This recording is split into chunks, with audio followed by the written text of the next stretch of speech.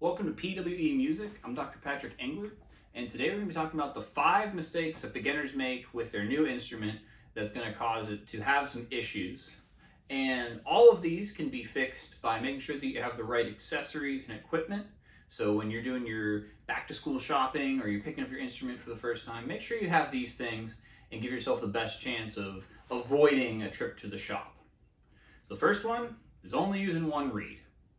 I know reeds are expensive, it's tough, but you really want to have at least 2 or 3, even better would be 4 to 8. A lot of reed cases will have 4 to 8 slots that you can put a reed in, but you want to have more than one reed because you don't want to get in the cycle of you play on one reed and then you play on it, it dies, and then you go to the next one. You want to have a rotation of reeds. That is why a reed case is important. This is just a simple plastic one. There are plenty of options out there. I even know a guy who makes fancy custom reed cases. The second thing is beginners will not swab their instrument. And so if you're not swabbing your instrument when you're done playing with it, all that saliva and everything in the spit is going to be sitting in your clarinet. And especially if you're in a more humid place, when you close that case, all that moisture is going to be trapped in there, and it's going to affect the longevity, especially of the pads and anything that may be susceptible to mold in the case. You want to make sure you have a swab. These silk ones are kind of the preferable type since they're easy to pull through and they're pretty absorbent, so you're not going to have to do a ton of swabbing. Number 3 is not checking the screws on the instrument. So as you're playing, and especially when beginners are more enthusiastic and they're playing all the time, the screws on the instrument will start backing out, as they do, especially on instruments that may not be as adjusted as finely as a professional instrument. And so what you want to do is you want to just check them every so often, maybe once a week. If they're coming out more frequently than that, then you want to make sure that you get it into a shop to be adjusted, but only about once a week. Check the screws, make sure everything's screwed in nice and tight. So a precision flat blade screwdriver is perfect for the job.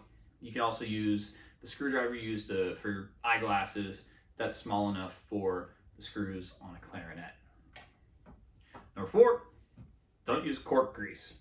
So the clarinet has a few more corks than most other instruments that we got to keep lubricated, since we have mouthpiece, upper joint, middle joint, and the lower joint here that all have corks that we need to keep lubricated, and the cork grease will help protect it, because if we have too much friction, it's going to degrade the cork even faster when we're putting the instrument apart, or putting the instrument together and taking it apart, excuse me.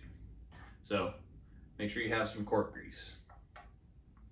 Finally, number 5, beginners will do anything they can to put the clarinet down in all sorts of ways that they shouldn't be.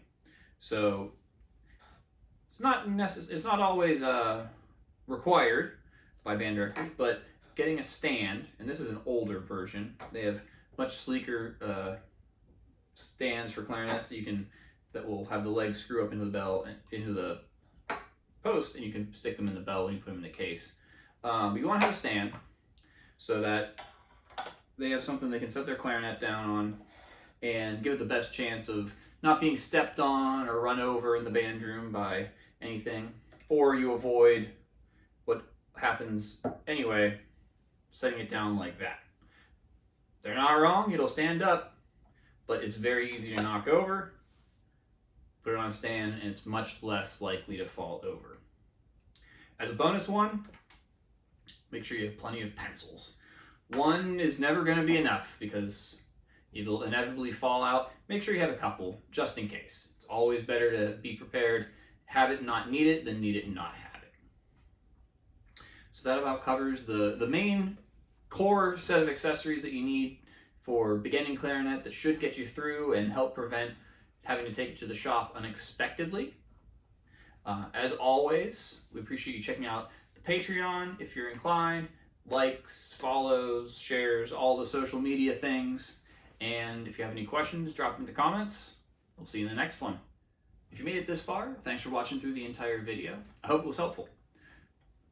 Normally this is where I have a card with links to my Patreon and my Etsy, but I wanted to take a second to give you an idea of what you're going to find at both of those.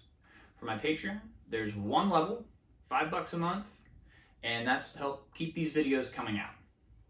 I know lessons can be expensive, and I want this information to be able to be found regardless of your situation, whether you can take lessons or not.